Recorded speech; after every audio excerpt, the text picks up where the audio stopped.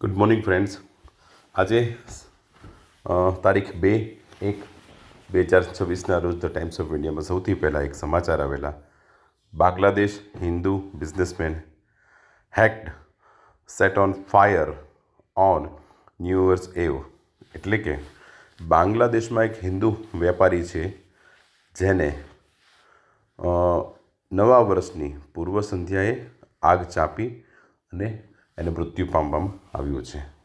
તો એ બાબતના સમાચાર છે, તો એને જોઈએ. ખાસ કરીને એટલા માટે કે જેનાથી તમે અંગ્રેજી ઇઝી રીતે શીખી શકો અને ટાઈમ્સ ઓફ ઇન્ડિયા જેવા પ્રસિદ્ધ ન્યૂઝપેપરના કટિંગ્સ તમે વાંચી અને ખાસ કરીને તમે તમારું શબ્દ ભંડોળ વધારી શકો.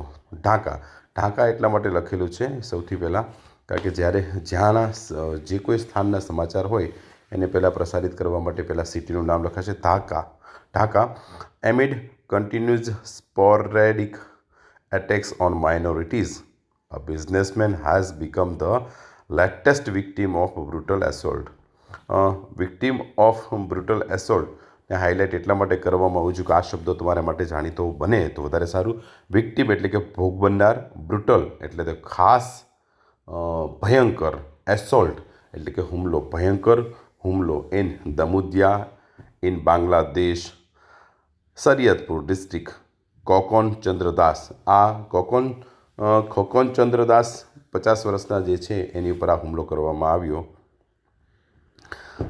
Was seriously injured. સિરિયસલી એટલે ગંભીર પ્રકારે, ઇન્જર્ડ એટલે ઇજાગ્રસ્ત. આફ્ટર બેઇંગ એટેક્ડ એટલે આફ્ટર બેઇંગ એટેકનો મતલબ છે એના પર હુમલો કરવામાં આવ્યા પછી. Hacked and set on fire. Set on fire આ એક રૂઢિપ્રયોગ છે, આગ ચાંપવી. બાય મિસક્રિયન્ટ્સ એટલે કે ઉપદ્રવી. ઓન વેડનસડે નાઇટ એટલે કે બુધવારની રાત્રિએ. He has since been transfer to Dhaka for advance treatment. એને ઈજા થવાને કારણે ત્યારબાદ એને ઢાકાની હોસ્પિટલમાં વધુ સારવાર માટે મોકલવામાં આવ્યા. ધ ઇન્સિડન્ટ અકર્ડ એટલે કે આ ઘટના ક્યારે બની? Around 9:30 PM. 9:30 PM એટલે કે બપોરના 12 વાગ્યાથી લઈને રાત્રિના 12 વાગ્યા સુધીને PM પોસ્ટ મેરિડિયન કહેવાય છે અને રાત્રિના 12થી લઈને ઉગતા સૂરજ બાજુનો જે સમય છે એને AM એટલે કે આફ્ટર મેરિડિયન કહેવાય છે. 9:30 PM. ત્યારબાદ ખેરબુંગ બાઝાર ઇન કોટેશ્વર યુનિયન ઇન દમુદિયા અપા જિલ્લા. ખાસ કરીને આ બાંગ્લાદેશી ગામના નામ છે એટલે થોડુંક બોલવામાં તકલીફ પણ પડે, કશો વાંધો નહીં. આપણે ખાસ તો ન્યૂઝ ઉપર ધ્યાન આપીએ. Last month in મુમેનસિંગ.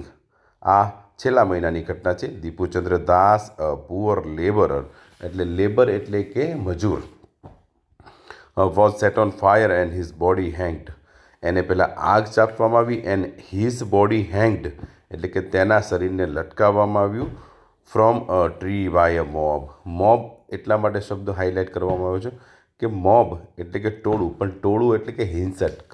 ક્રાઉડ એટલે પણ ટોળું, પણ એ સામાન્ય લોકોનું ટોળું. અને હર્ડ એટલે પણ ટોળું, પણ હર્ડ ટોળું છે એ ગાયો અને ભેંસોનું ટોળું છે. તો આ 3 પ્રકારના જે સમુદાય હોય છે, ખાસ કરીને ટોળા શબ્દ સાથેના, તો ત્રણના મિનિંગ તમને સમજાવવામાં. હર્ડ, મોબ અને ક્રાઉડ.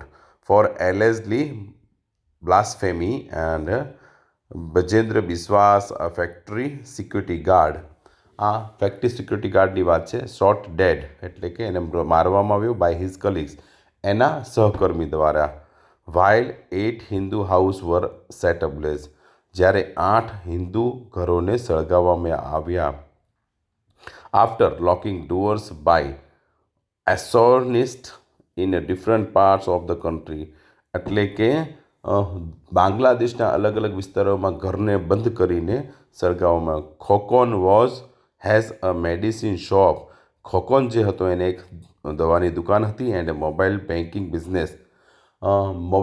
બિઝનેસ પર હતો. At Keurbhanga Bazar on Wednesday night he was returning home in a CNG run auto rickshaw after closing his shop.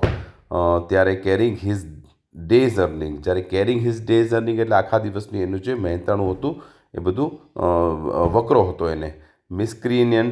મિસક્રિયન્ટ્સ મતલબ ઉપદ્રવી. રિપોર્ટેડલી stop the vehicle on the Damudia Sariatpur road near the bazaar and assault એટલે કે હુમલો કરવો him official sheet the attackers એટલે હુમલાવરો beat him and at one stage hacked him with sharp weapon એટલે ધારદાર હથિયાર they then poured petrol એટલે છાંટવું ને ઢોળવું એના પર પેટ્રોલ ઢોળીને on his body એના શરીર પર એને set him on fire અને એને સળગાવવામાં આવ્યો in an attempt to save himself ખોકોન Das jump into a nearby pond બાજુના તળાવમાં એણે કૂદકો માર્યો હિયરિંગ સ્ક્રીમ્સ એની ચીખો સાંભળીને from people in the area આજુબાજુના વિસ્તારો the attackers fled the scene fled એટલે ભાગી જવું લોકલ એન્ડ આઈ વિટનેસ એડ આ બધું જણાવ્યું છે આઈ વિટનેસ એટલે કે નજરે જોનાર શાહેદોએ